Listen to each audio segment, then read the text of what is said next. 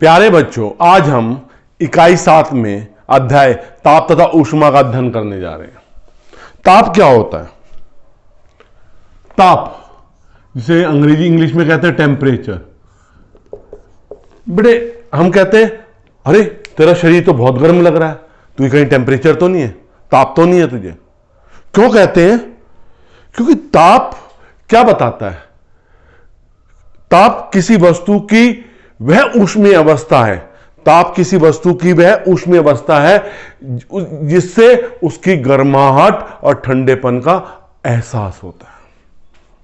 फिर सुनिए, किसी वस्तु की वह ऊष्मीय अवस्था जिसके कारण उसकी गर्माहट तथा ठंडेपन का एहसास होता है, क्या कहलाती है? ताप कहलाती है। हम किसी वस्तु को छूते हैं, बहुत गर्म है ये तो, ठंडी, बहुत ठंडी है। क्यों? ऐसा क्यों कहते हैं? हमारी बॉडी का एक टेम्परेचर है जिसे कहते हैं नॉर्मल टेम्परेचर ऑफ बॉडी, वो होता है 98.6 डिग्री फ़ारेनहाइट। ये बॉडी का नॉर्मल टेम्परेचर है। इससे कुछ अबाउट टेम्परेचर, कुछ ऊंचा और कुछ नीचा ताप हम आसानी से सहन कर लेते हैं। लेकिन ताप बहुत ज्यादा हो जाता है, गर्मियां हैं, बहुत ज्यादा गर्मी है, जून का महीना है और दिन में दोपहर में हमें जाना पड़ रहा, तो क्या कैसा महसूस होता? बहुत गर्म है, पसीना टप टप टप करता है। तो उस समय क्या क्या महसूस होती है? गर्माहट। अब सर्दियां चल रही हैं, तो सर्दियों में क्या हो रहा है? हम ऊनी स्वेटर भी पहन रहे हैं, जैकेट भी पहन रहे हैं, तब भी हमें ठंड लग रही है। किसका एहसास हो रहा? ठंडेपन का। हमारी बॉडी का टेम्परेचर तो नॉर्मल टेम्परेचर 98.6 डिग्री, क्या वो गर्मी हो, सर्दी हो, बरसात हो, वही टेम्परेचर मेंटेन रहता है। लेकिन जो वातावरण का ताप है वो लगातार बदलता है। गर्मियों में गर्म हो जाता है, सर्दियों में ठंडा हो जाता है। तो इस कारण हमें जो वस्तु की वह ऊष्मीय अवस्था जिसके कारण वस्तु के गर्माहट या ठंडेपन का एहसास होता है, क्या कहलाता है? ताप कहलाता है। मैं दो वस्तुओं को छू रहा हूं, मेरे पास दो वस्तुएं हैं, मैंने ऐसे ही दो वस्तुएं ले रखी। इसे छुओ, बहुत गर्म है, इसे छुओ, ठंडी है। तो मैं क्या कहूंगा? ये वाली वस्तु गर्म है ना, ये वाली वस्तु इस वस्तु की तुलना में गर्म है। क्या है? गर्म है। और ये वाली वस्तु इस वाली वस्तु की तुलना में क्या है? ठंडी है। तो इसका मतलब इस वस्तु का ताप अधिक है और इस वस्तु का ताप क्या है? कम है। तो ताप आपको समझ में आ गया। टेम्परेचर क्या बताता है? गर्माहट और ठंडेपन को बताता है। यह किसी वस्तु का ताप, अब इस चीज को ध्यान देना, किसी वस्तु का ताप क्या होता है? उसके अणुओं की औसत गतिज ऊर्जा की माप है। किसी वस्तु का ताप उसके अणुओं की औसत गतिज ऊर्जा का माप है। यह कैसी राशि है? ताप मूल राशि है। कैसी राशि है? मूल राशि है। इसे किससे नापा जाता है? थर्मामीटर से नापा जाता है। तो मैंने जो वर्ड यूज किया, किसी वस्तु का ताप उसके अणुओं की औसत गतिज ऊर्जा की माप है। अब हम आते हैं ऊष्मा। ऊष्मा क्या होती है?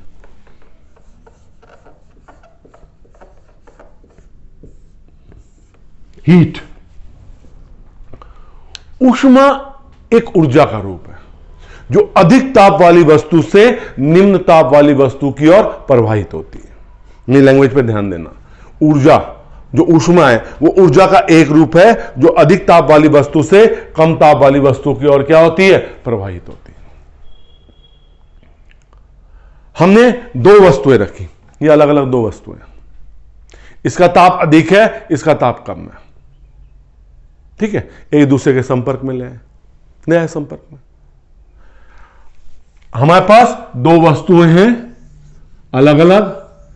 इसका ताप T1 डिग्री सेल्सियस है, इसका ताप कितना है? T2 डिग्री सेल्सियस है। ये गर्म है और ये ठंडी है। तो इसका मतलब T1 ताप क्या है? T2 से ज्यादा है। जब हम दोनों वस्तुओं को संपर्क में लाएंगे तो T1 डिग्री सेल्सियस वाली ताप से ऊष्मा किस में जाने लगेगी? T2 डिग्री सेल्सियस ताप वाली वस्तु में जाने लगेगी। फिर क्या होगा नेक्स्ट स्टेज में? एक स्थिति ऐसी आएगी कि ऊष्मा का आदान प्रदान बंद हो जाएगा और दोनों वस्तुओं का एक ही ताप हो जाएगा। दोनों वस्तुओं का क्या हो जाएगा, एक ही ताप हो जाएगा। जब दोनों वस्तुओं का एक ही ताप हो जाएगा इसे कहेंगे ऊष्मीय संतुलन, थर्मल इक्विलिब्रियम। जब दो वस्तुएं जिनके बीच में तापांतर है, जिनके ताप अलग अलग हैं, एक दूसरे के संपर्क में रखी जाती हैं, तो ऊष्मा अधिक ताप वाली वस्तु से निम्न ताप वाली वस्तु की ओर प्रवाहित होती है। कब तक प्रवाहित होती है, जब तक दोनों वस्तुओं के ताप समान नहीं हो जाते। जब वस्तुओं के ताप समान हो जाते हैं इसे क्या कहते हैं, ऊष्मीय संतुलन। क्या कहलाता है ये, ऊष्मीय संतुलन। अब हम एक नियम करेंगे ऊष्मा गतिकी का शून्य नियम। ऊष्मा गतिकी का क्या कहलाता है, शून्य नियम। जीरोथ लॉ ऑफ थर्मोडायनेमिक्स, इसे अंग्रेजी में कहते हैं जीरोथ लॉ ऑफ थर्मोडायनेमिक्स।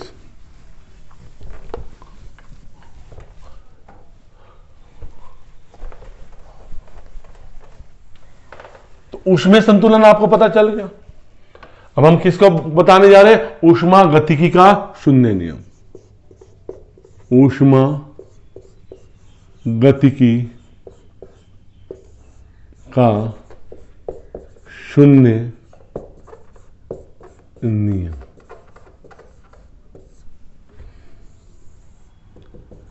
क्या होता है ऊष्मा गतिकी का शून्य नियम? हमारे पास दो तरह की दीवार होती है। एक रुद्रोष्म दीवार की बात करेंगे, एक ऊष्मा पार्थ दीवार की बात करेंगे। रुद्रोष्म दीवार कैसी होती है, उसमें ऊष्मा का आदान प्रदान नहीं होता, बिल्कुल नहीं होता। और ऊष्मा पार्थ दीवार कैसी होती है, उसमें ऊष्मा का आदान प्रदान होता है। तो यह चीज आपको समझ लेनी चाहिए। रुद्रोष्म अगर हम बात करते हैं, एडियाबैटिक जिसे बात करते हैं, उसमें ऊष्मा का आदान प्रदान नहीं होता। ऊष्मा पार्थ दीवार की बात करते हैं तो उसमें ऊष्मा का आदान प्रदान होता है। हमारे पास तीन वस्तुएं हैं, एक निकाय है तीन वस्तुओं का। कितनी वस्तुओं का निकाय है हमारे पास, तीन वस्तुओं का निकाय है।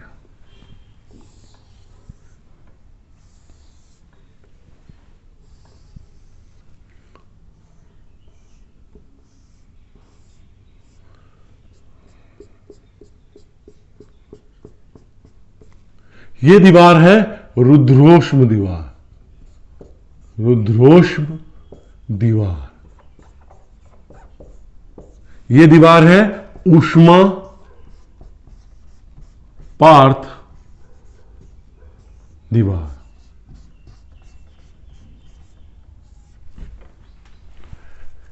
ये ए है वस्तु, ये बी वस्तु है और ये सी वस्तु। अब मोटा मोटा हमें समझ में आ रहा है ए और बी के बीच में ऊष्मा का आदान प्रदान बिल्कुल नहीं होगा, नहीं होगा, क्योंकि रुद्रोष्म दीवार है। रुद्रोष्म दीवार में ऊष्मा का आदान प्रदान होता ही नहीं। ए और सी के बीच में ऊष्मा का आदान प्रदान होगा और बी और सी के बीच में भी क्या होगा, ऊष्मा का आदान प्रदान होगा। अब जब ऊष्मा का आदान प्रदान होगा तो एक स्थिति ऐसी भी आएगी कि ए सी के साथ तापीय संतुलन में होगा, बी सी के साथ तापीय साम्य में होगा। भाई जब आपका एक निकाय बन गया तो सी और ए के बीच में भी ऊष्मा का आदान प्रदान होगा, सी और बी के बीच में ऊष्मा का आदान प्रदान होगा। एक स्थिति ऐसी आएगी कि ए सी के साथ तापीय साम्य में है, बी सी के साथ तापीय साम्य में है, तो ए बी के साथ क्या होगा, तापीय साम्य में होगा, अवश्य ही होगा। यह क्या कहलाता है, ऊष्मा गतिकी का शून्य नियम। फिर समझिए, हमारे पास एक निकाय है, उस निकाय में तीन वस्तुएं, ए बी सी। ए और बी के बीच में रुद्रोष्म दीवार होने के कारण ऊष्मा का कोई आदान प्रदान हो ही नहीं रहा है। लेकिन ए और सी के बीच में और बी और सी के बीच में ऊष्मा पार्थ दीवार है, तो ऊष्मा का आदान प्रदान हो रहा है। जब यहां ऊष्मा का आदान प्रदान हो रहा है और यहां पे भी ऊष्मा का आदान प्रदान हो रहा है, और एक स्थिति ऐसी आती है कि ए सी के साथ तापीय साम्य में, मतलब ऊष्मीय संतुलन में, बी सी के साथ तापीय साम्य में, तो ए और बी भी क्या होंगे, एक दूसरे के साथ तापीय साम्य में होंगे। तो इसका मतलब ए और बी का भी ताप क्या होगा, समान होगा। इसे क्या कहते हैं, ऊष्मा गतिकी का शून्य नियम। अभी हमने ताप की परिभाषा बताई, हमने ताप में क्या बताया आपको कि ताप होता क्या है। अब इस ताप को, टेम्परेचर को नापने के लिए हम क्या यूज करते हैं? थर्मामीटर यूज करते हैं। क्या यूज करते हैं? थर्मामीटर। तो एक ही थर्मामीटर नहीं होता, 4 तरह के थर्मामीटर हम यूज करते हैं। Celsius thermometer, kelvin thermometer, rumour thermometer, Fahrenheit thermometer. ये अलग अलग इनकी रीडिंग्स होती हैं, ये अलग अलग आपको मतलब रीडिंग तो एक लेवल पे सेम होगी, लेकिन अलग अलग चीजें हैं तो अलग अलग ताप को दिखाएंगे अपने अपने स्केल पे। तो ताप के विभिन्न पैमाने कितने हैं हमारे पास? ताप के विभिन्न पैमाने, हमारे ताप के 4 पैमाने हैं। ठीक है, पहला क्या है? सेल्सियस। कौन सा पैमाना? सेल्सियस पैमाना। हम यहां पे बनाएंगे सेल्सियस। कैसे लिखते हैं? सेल्सियस पैमाना। दूसरा हम बनाएंगे केल्विन पैमाना। के कैसे बनाएंगे? किसका लिखेंगे? केल्विन पैमाना। केल्विन पैमाना। तीसरा हम कौन सा बनाएंगे? फारेनहाइट। फारेनहाइट पैमाना। और चौथा बनाएंगे हम र्यूमर पैमाना।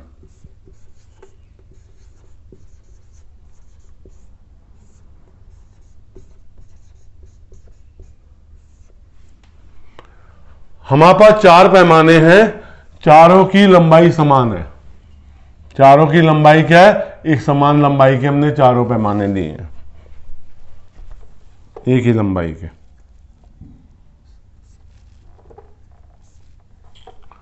लगभग एक लंबा, जरा बड़ा है, अभी भी बड़ा है।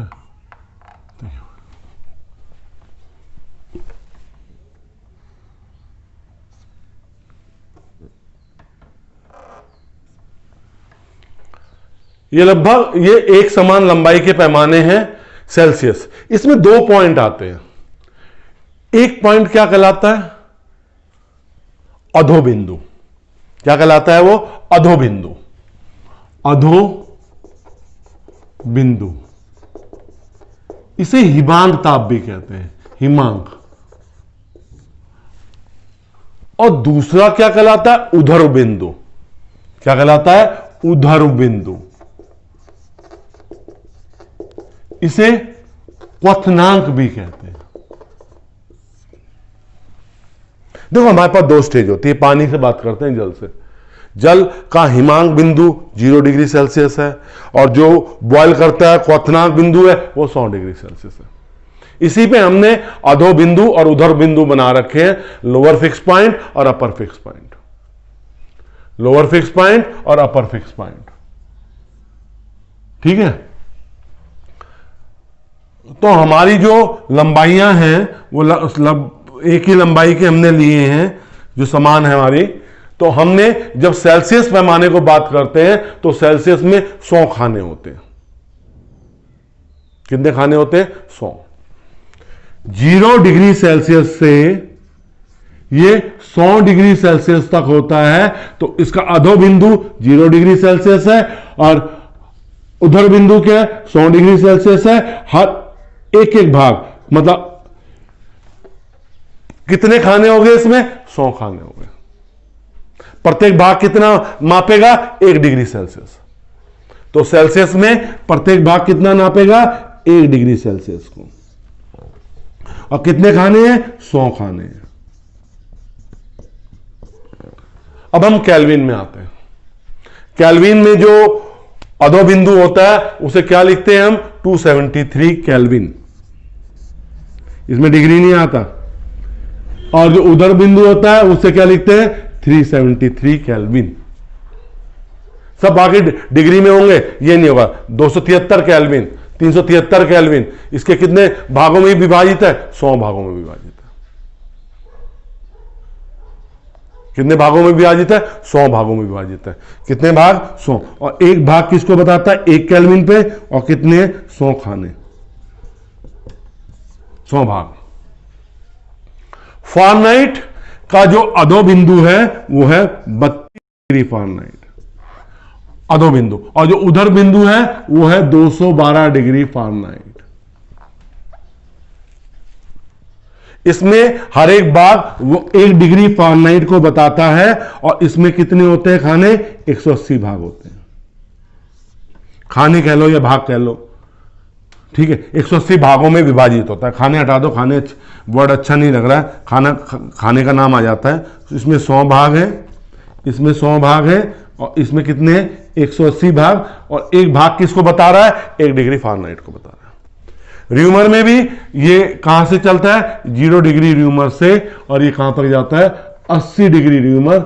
इसमें कितने भाग, कितने एक खाना किसको बता रहा है? 1 डिग्री र्यूमर में। और इसमें कितने भाग है? 100 भाग है, 80 भाग है, सॉरी। तो हमारे पास 4 तरह के ताप मापने के पैमाने हैं। सेल्सियस 0 से 100, हम नॉर्मल ताप इसी में लेते हैं। जो डेली का ताप होता है कि आता 45 है, आज -2 डिग्री सेल्सियस चला गया। अब सर्दियां चल रही है तो -4 डिग्री सेल्सियस लेह लद्दाख वहां पहुंच गया, जम्मू कश्मीर का पहुंच गया। तो इस तरह से, तो ये सेल्सियस। केल्विन एक स्टैंडर्ड एब्सोल्यूट टेम्परेचर कहलाता है। जब एब्सोल्यूट टेम्परेचर लेते हैं हम, ठीक है, तो केल्विन में होता है। जो बॉडी का टेम्परेचर नापा जाता है वो 98.6 डिग्री हमारा होता है। तो वो कैसे होता है? वो भी इसी से होता है। फ़ारेनहाइट में नापा जाता है 98.6 डिग्री। तो हम अपनी बॉडी का ताप मापने के लिए फ़ारेनहाइट पैमाना यूज करते हैं। और र्यूमर होता है वो 0 से 80 डिग्री र्यूमर होता है। इसमें सबसे ज्यादा भाग होते हैं, 180 भाग होते हैं। और प्रत्येक भाग 1 डिग्री फ़ारेनहाइट को शो करता है। ये समान लंबाई के हमने पैमाने लिए हैं 4। तो इनमें संबंध कैसे निकालेंगे? पहला देखो, सेल्सियस C, अधो बिंदु 0, उधर बिंदु और अधो बिंदु में अंतर 100 - 0। केल्विन, अधो बिंदु 273, उधर बिंदु 373 - 273। फ़ारेनहाइट, अधो बिंदु 32, उधर बिंदु 212 - 32। Rumour R -0, 80 -0।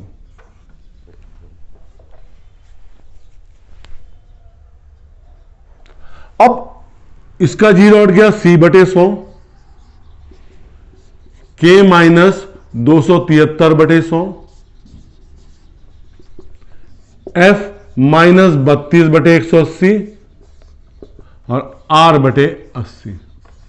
20 से भाग कर दिया, 20 × 5 = 100, K - 273/5, F -32/9 और ये R/4।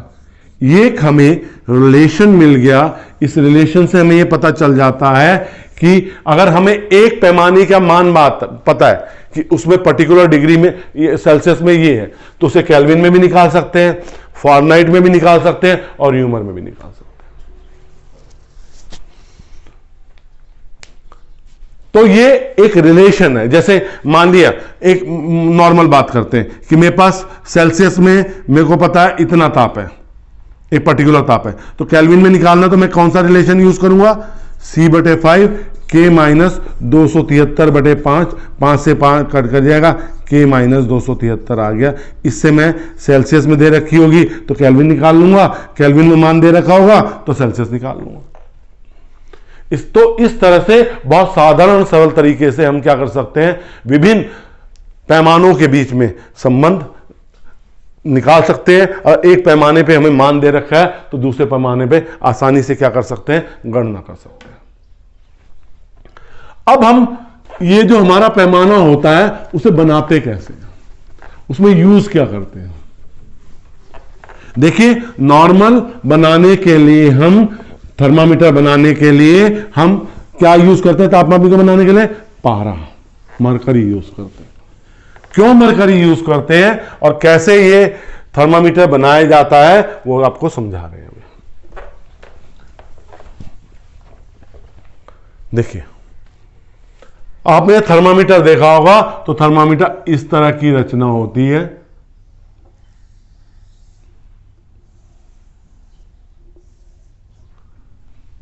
इसमें एक पतली नली होती है। इस नली में एक बल्ब होता है और यहां पे ये एक बल्ब है, पर यहां पे एक नैरो बिंदु होता है। ये केस नली टाइप की है, केस नली मान लो इसे। और यहां पे पैमाना होता है, इसी के साथ क्या होता है? पैमाना होता है। यहां पैमाना, स्केल। हमारी नॉर्मल बॉडी का टेम्परेचर कितना होता है? 98.6 डिग्री फ़ारेनहाइट, वो बिल्कुल मेंशन होगा आपको। यहां पे मरकरी भरी रहती है।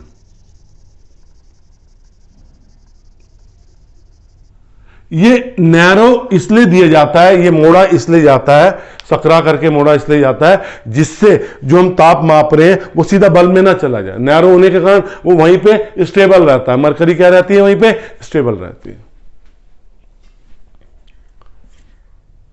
तो जब हम बात कर रहे हैं यहां पे कि मरकरी क्या रहती है? बल्ब में रहती है। तो हमें जब ताप उतारना होता है, जो हमें ताप मापना होता है, पहले हम झटका देते हैं थर्मामीटर में, ऐसे झटका देते हैं।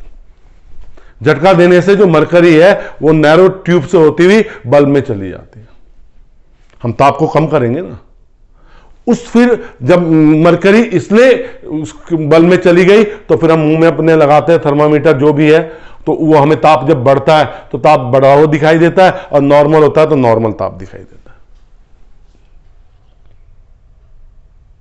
तो इस तरह से हम क्या कर लेते हैं? ताप का मापन कर लेते हैं। अब हम आपको बताएंगे, अच्छा हम इसमें मरकरी क्यों यूज करते हैं? मरकरी एक शुद्ध अवस्था में एक चमकीला पदार्थ है जो रीडिंग देखने में आसानी होती है। दूसरी चीज, मरकरी जैसे हमने पिस्टनाव चैप्टर में बताया था, ये चिपकता नहीं है। कहां से? क्यों नहीं चिपकता? इसमें ससंजक बल ज्यादा होता है, तो मरकरी चिपकता नहीं है। इसका घनत्व बहुत ज्यादा है। बहुत सारी मरकरी बहुत छोटे स्पेस में आ जाती है। इसका घनत्व है 13.6 किलोग्राम पर मीटर क्यूब। 13.6 10 की पावर 3 किलोग्राम पर मीटर क्यूब, मतलब 13.6 ग्राम पर सेंटीमीटर क्यूब इसका घनत्व है। जल के घनत्व से 13.6 गुना ज्यादा है। जल के घनत्व से 13.6 गुना ज्यादा है। तो इतनी सी 1 किलो मरकरी इतने से बर्तन में आ जाती है और शुद्ध अवस्था में मिलती है। अच्छा, इससे -40 डिग्री सेल्सियस और बहुत अधिक ताप 200 डिग्री सेल्सियस से ज्यादा ताप तक हम माप सकते हैं। और बहुत कम अगर ताप को मापना होता है तो मरकरी थर्मामीटर यूज नहीं किया जाता, अल्कोहल थर्मामीटर यूज किया जाता है। क्यों किया जाता है? वो अमूमन -80 से भी नीचे डिग्री सेल्सियस पे भी आप ताप माप सकते हैं, सस्ता होता है। तो अब हम आपको एक टॉपिक बताने जा रहे हैं, ऊष्मीय प्रसार। क्या होता है ऊष्मीय प्रसार, इसे समझेंगे और फिर इसके जो बाकी पॉइंट्स होंगे वो अगले वीडियो में डिस्कस करेंगे। देखिए, प्रसार का मतलब होता है, वो कहते हैं, उसने, हम इतिहास पढ़ते आए हैं, उसने कहा कि उसने अपने राज्य का प्रसार किया, मतलब अपने राज्य को बढ़ाया। तो यहां प्रसार, उसमें प्रसार का क्या मतलब है? अगर हम किसी वस्तु के ताप को बढ़ा रहे हैं, किसी वस्तु के ताप को बढ़ा रहे हैं, तो वो उसमें क्या चेंजेस आ रहे हैं, उसका कौन सा भाग, कैसे लंबाई बढ़ रही है, चौड़ाई बढ़ रही है, क्षेत्रफल बढ़ रहा है या आयतन बढ़ रहा है। हम किस टॉपिक की बात कर रहे हैं? हम बात कर रहे हैं ऊष्मीय प्रसार की, थर्मल एक्सपेंशन। पहले हम बात करेंगे हमारे पास कितनी अवस्थाएं होती हैं। हमारे पास 3 अवस्थाएं होती हैं, ठोस, द्रव तथा गैस। कितनी अवस्थाएं होती हैं? 3 अवस्थाएं होती हैं, ठोस, द्रव तथा गैस। ठोस, इसका आयतन भी निश्चित होता है और आकृति भी निश्चित होती है। द्रव, आयतन तो निश्चित होता है, आकृति निश्चित नहीं होती। गैस, ना आयतन निश्चित है ना आकृति निश्चित है। तो एक पदार्थ तो ऐसा है, उसका आयतन भी निश्चित है, आकृति भी निश्चित है, लेकिन द्रव और गैस में आकृति निश्चित नहीं है, द्रव का आयतन निश्चित है। जब हम किसी पदार्थ को गर्म करते हैं तो उसके आयतन में वृद्धि हो जाती है। अब ध्यान से सुनना मेरी बात। जब हम किसी पदार्थ को गर्म करते हैं तो उसके आयतन में वृद्धि हो जाती है तथा पदार्थ के ताप बढ़ने से अनेक भौतिक गुण बदल जाते हैं। पदार्थ के ताप बढ़ने से बहुत से भौतिक गुण बदल जाते हैं। इसे क्या कहते हैं? इस घटना को पदार्थ का ऊष्मीय प्रसार कहते हैं। अब क्योंकि इनका आकृति निश्चित नहीं है तो इनमें केवल एक प्रकार का प्रसार होता है, उस प्रसार को कहते हैं आयतन प्रसार। द्रव और गैसों में ताप बढ़ाने पर केवल एक प्रकार का प्रसार होता है, उसे कहते हैं आयतन प्रसार। लेकिन इस ठोस में आयतन और आकृति निश्चित है, इसमें 3 प्रकार के प्रसार होते हैं।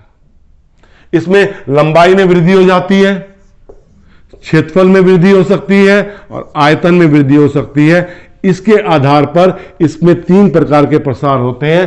कौन कौन से प्रसार होते हैं? वो रेखीय प्रसार अगर लंबाई में वृद्धि हो रही है, क्षेत्रीय प्रसार अगर क्षेत्रफल में वृद्धि हो रही है, और आयतन प्रसार जब आयतन में वृद्धि हो रही है। यह गुण क्यों आया? क्योंकि इसका आयतन और आकृति दोनों निश्चित है। तो ठोसों में, ठोस जो अवस्था है, ठोस पदार्थ है, उनमें कितने प्रकार के प्रसार हुए? 3 प्रकार के प्रसार, रेखीय प्रसार, क्षेत्रीय प्रसार, आयतन प्रसार। लेकिन द्रव और गैसों में एक ही प्रकार का प्रसार होता है, उसे कौन सा प्रसार कहलाते हैं? आयतन प्रसार कहलाते हैं। यह ऊष्मीय प्रसार किन किन चीजों पर निर्भर करता है? जो ऊष्मीय प्रसार है हमारा, वो किन किन चीजों पर निर्भर करता है? पहली चीज, पदार्थ की प्रकृति पर। पदार्थ की प्रकृति पर। पदार्थ की प्रकृति कैसी है? दूसरा, पदार्थ की प्रारंभिक अवस्था पर, की प्रारंभिक अवस्था पर। तीसरा, ताप वृद्धि पर, कि उसे जितना ताप दिया उस वस्तु में कितनी ताप वृद्धि हुई। तो हमारे जो प्रसार है इन 3 चीजों पर निर्भर करते हैं। पदार्थ की प्रकृति पर निर्भर करते हैं, पदार्थ की प्रारंभिक अवस्था पर निर्भर करते हैं और ताप वृद्धि पर निर्भर करते हैं। और इन प्रसारों को रेखीय प्रसार, क्षेत्रीय प्रसार, आयतन प्रसार हम नेक्स्ट वीडियो में डिस्कस करेंगे। तो हमें यह चीज में अंतर मिल गया कि गैसों और द्रवों में एक ही प्रसार होता है, आयतन प्रसार, क्योंकि इसकी आकृति निश्चित नहीं है। ठोस में 3 प्रकार के प्रसार होते हैं, क्योंकि इसकी आयतन और आकृति निश्चित है। उसमें जो लंबाई में प्रसार होता है वो रेखीय प्रसार होता है, क्षेत्रफल में जो प्रसार होता है क्षेत्रीय प्रसार होता है, और जो आयतन में प्रसार होता है वो आयतन प्रसार कहलाता है। बच्चों, मैं अभी तक आपको बहुत साधारण सरल भाषा में वीडियो उपलब्ध करवाने की कोशिश कर रहा हूं, और कुछ बच्चे जुड़े भी हैं, कुछ मुझे मोटिवेशन भी देते हैं कि सर आपका पढ़ाना हमें समझ में आ रहा है। तो बेटे, आपको मेरे पढ़ाना समझ में आ रहा है, मेरे वीडियो को लाइक करना तो बनता है, शेयर भी करना बनता है जिन बच्चों तक ये वीडियो नहीं पहुंची है। और सब्सक्राइब नहीं किया है तो इस चैनल को जरूर सब्सक्राइब कीजिए। अभी हम 7वीं इकाई को कर रहे हैं, और जो बच्चा पहली बार वीडियो देख रहा है वो प्लेलिस्ट में चला जाए, वीडियोस में चला जाए। आपको इकाई 1 से इकाई 7 आज तक की सारी वीडियो, सारा पठन सामग्री उपलब्ध है इसमें, वीडियो बना के जो मैं आपको उपलब्ध करा रहा हूं। धन्यवाद।